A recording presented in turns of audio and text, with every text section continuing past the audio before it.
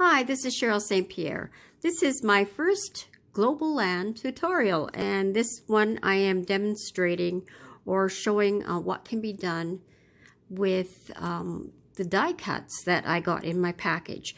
Now, I'm just going to keep it simple because I want to really accent the die cuts that I'm using. So I've cut them ahead of time, and I'm going to show you a couple of ideas I came up with.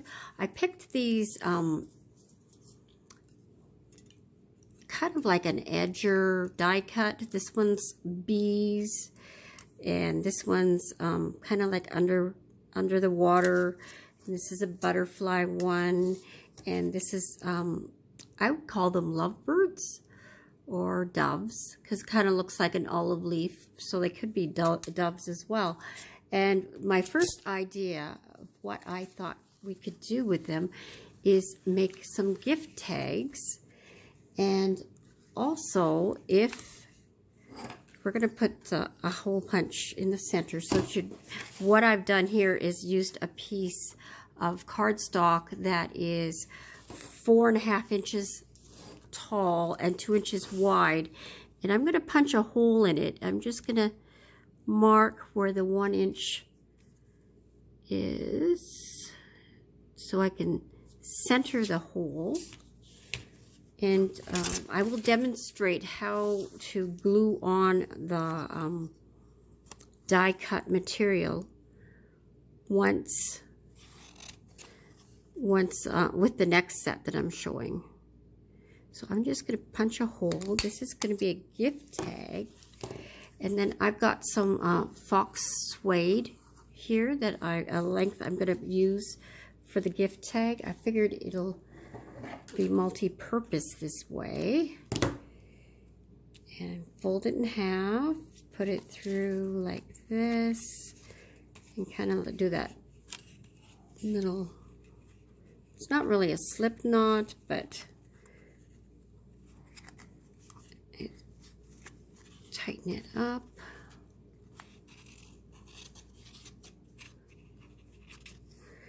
And not only is it a gift tag, which is really, really cute, once it's been taken off the gift, it becomes a bookmark. So it's a double purpose. And then you can write a little sentiment on the back. And I just thought it was a lovely idea. So this was this underwater world. These were the lovebirds and the cute little bumblebees and the butterflies. And they're really pretty. I just thought they'd make great little gifts as part of a gift. And then another idea I came up with is making a bifold card. And the dimensions of this is, the card is 4 inches wide and 4.5 inches tall.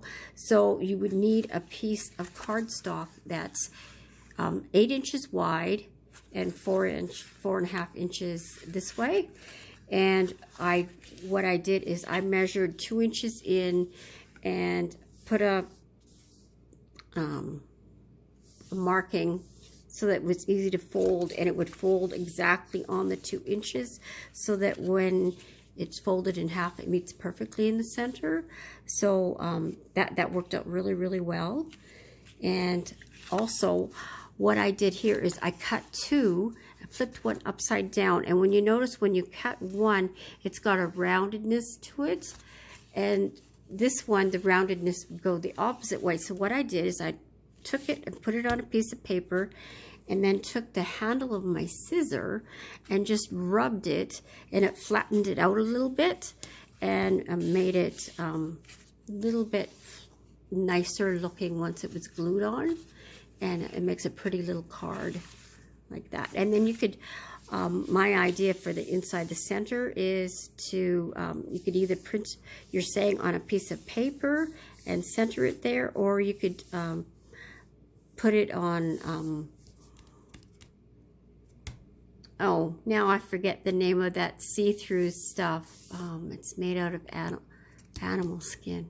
Anyways, I'll think of it later, and when I do, I'll put it on the written description, And you probably know what I'm talking about already, but I just kept it simple so that these are easy for a beginner to do.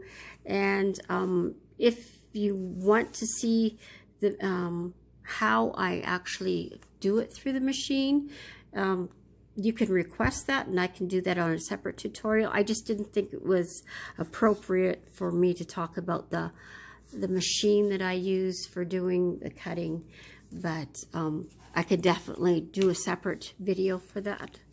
And now I also got in my package some corner die cuts, which I thought would make very elegant cards. I just love them.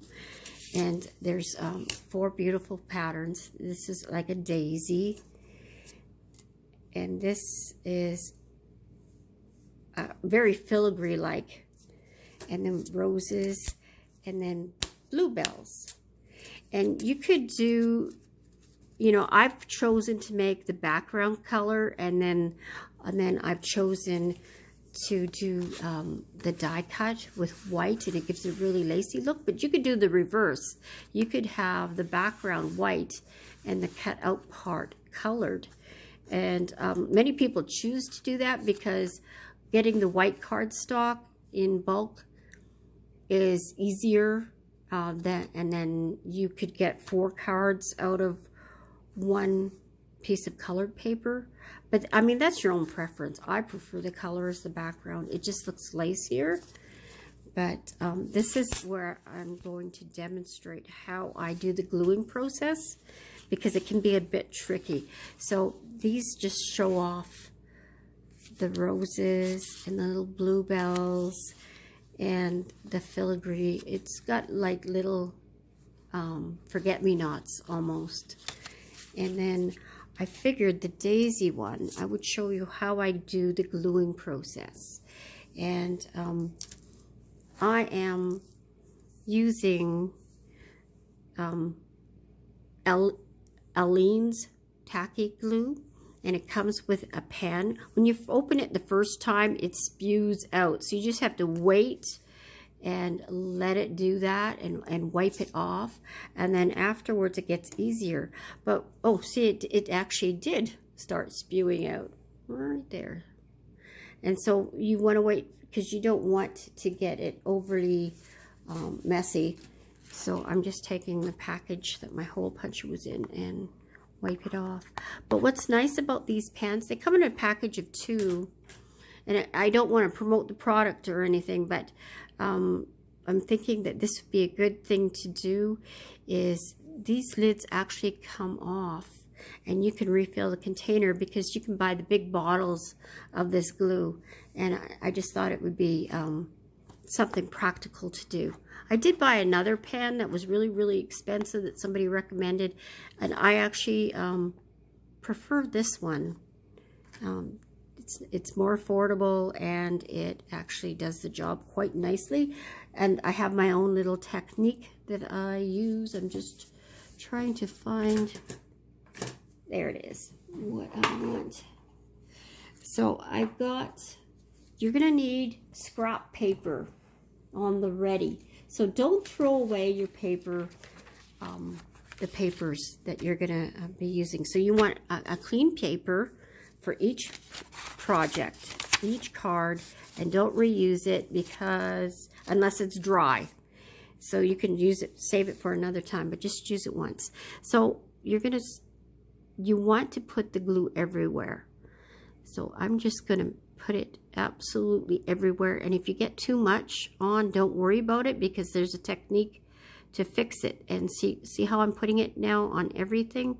You want to get it on each little piece of paper, and it can be a tiny bit time consuming. And this is why I preferred this pen, because it doesn't dry as fast as the other one,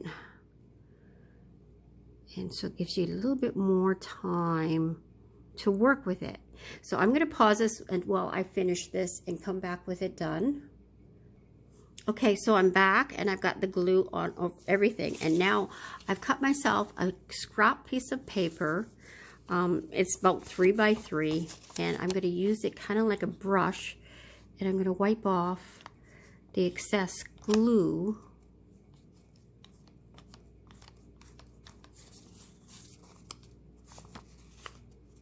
And I've got glue all over my fingers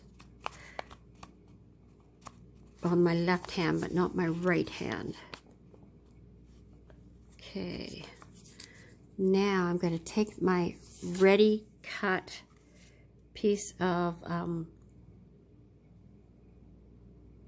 card, and I want to center the card, and what I do is I check the width, the difference, and it should be equidistant on the 3 sides, and I'm going to put it down there.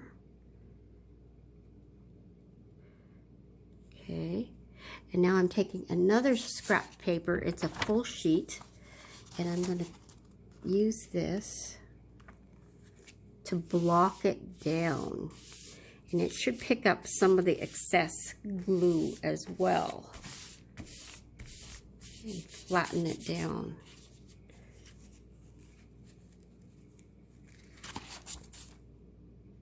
Now, I probably used too much glue. I was trying to hurry for the video. I normally would have taken more time to not use as much glue. It'll take practice. And depending on what color cardstock you have, it could show the excess, and sometimes it won't. So I'm just going to take, I just happen to have a microfiber cloth here, and I'm just going to wipe off. I used way too much glue. I didn't use as, whoops, sorry. I didn't use as much glue with the other cards, but I think you get the gist of what I mean. Is you just spread as much as you think you need. Don't go overboard. Take out the excess with a piece of paper, then use another piece of paper to flatten it and block it, and your card's done. It's a beautiful card, and voila, it's done. Okay, and I think that is all I wanted to show you in this video. I'd like to thank you for joining me. Like it if you enjoyed it, and I also want, if you want any requests of something else that you need me to do, to show you, please write it in the comments. And because this is my first one, I wasn't sure how to move forward with this tutorial. I had to put some thought into how I wanted to approach this, and hopefully I've done everything for you, the basics for you to show that. But if you want me to talk more in depth about how to use the machine itself, and what machine I use, by all means, ask in the comments, and I can make a video with that. You might not need that at all, so just let me know. Thanks for joining me. God bless, and we'll see you in the next one. Bye for now.